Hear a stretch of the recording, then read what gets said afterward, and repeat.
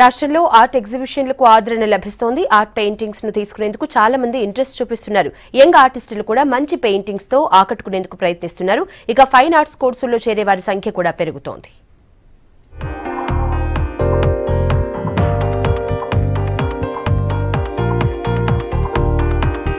Art painting ఇప్పుడు అందరికీ అందుబాటులోకి వస్తోంది. గతంలో ఏడాదికి ఒకటో రెండో జరిగే ఆర్ట్ ఎగ్జిబిషన్లను ఆదరించేవారు చాలా తక్కువగా ఉండేవారు. కానీ ప్రస్తుతం చిత్రకళకు మంచి ఆదరణ లభిస్తోందంటున్నారు ఆర్టిస్టులు. కానీ ఇంతకు ముందు ఆర్ట్ అంటే మోస్ట్లీ ఎలీట్ సర్కిల్స్ లో ఉండేది.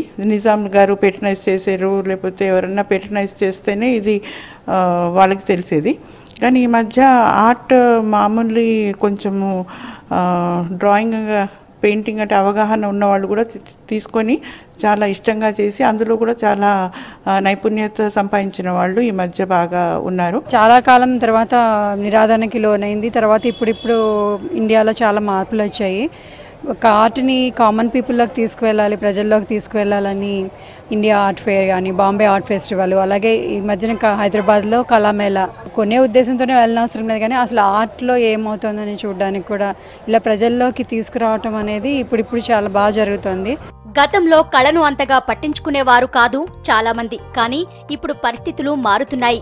ఆర్ట్ అంటేనే అరుదైన కళగా గుర్తిస్తున్నారు చాలా మంది. యువ ఆర్టిస్టులు కూడా కళాత్మకంగా ఆలోచిస్తూ ఎన్నో చిత్రాలు గీస్తున్నారు. ఫైన్ ఆర్ట్స్ లో డిగ్రీలు సైతం చేయడానికి ముందుకొస్తున్నారు. ఆర్ట్ కు మంచి డిమాండ్ పెరిగిందంటున్నారు. ఇంతకుముందు రాజుల కాలంలో కొన్ని వందల సంవత్సరాలు కొన్ని వందల ఫ్యామిలీస్ కొంత జనరేషన్ టు జనరేషన్ చెక్కిన శిల్పాలని మనం సజీవంగా ఈరోజు కూడా చూడగలుగుతున్నాం.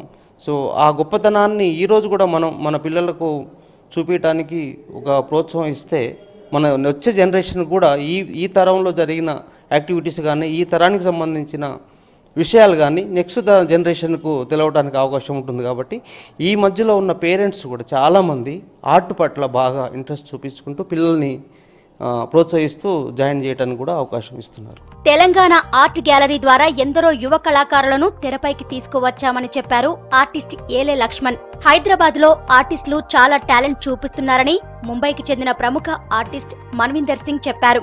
ఆర్టిస్ట్ వేసే చిత్రాలు సామాన్యులకు దగ్గరగా ఉండాలన్నారు photo artist Kandukuri Ramesh Babu. Art Telangana మేము స్టార్ట్ చేసిన తర్వాత చాలా యాక్టివిటీస్ జరుగుతున్నాయి. అంటే కంటెంపరీ ఆర్ట్కి, తర్వాత చాలా అంటే న్యూ మీడియా ఆర్ట్ ఫామ్స్ కూడా ఇక్కడ చాలా మంచి అవకాశాలు కూడా కల్పిస్తున్నారు. మన గవర్నమెంట్ కూడా సపోర్ట్ చేస్తుంది. ఆర్ట్ తెలంగాణ ద్వారా మేము చాలా ఈవెంట్స్ చేయడం వల్ల చాలా మందికి మంచి మంచి అవకాశాలు వస్తున్నాయి. Basically what I think is the art at Telangana is a great movement. There are a lot of young painters from Hyderabad who are coming up, and I think in future is going to be very good for them. A lot of people have started enjoying their work. I am promoting about 60% of the artists from my gallery are from Hyderabad itself. జీవితమే కళగా చూసేటువంటి దృష్టి నాది. విడిగా కళ అనేది కాదు. సామాన్యమైన జీవితాలని కనుక మనం సన్నిహితంగా పరిశీలిస్తే వాళ్ళని చూడడమే ఒక గ్యాలరీ అనుభవం అనమాట.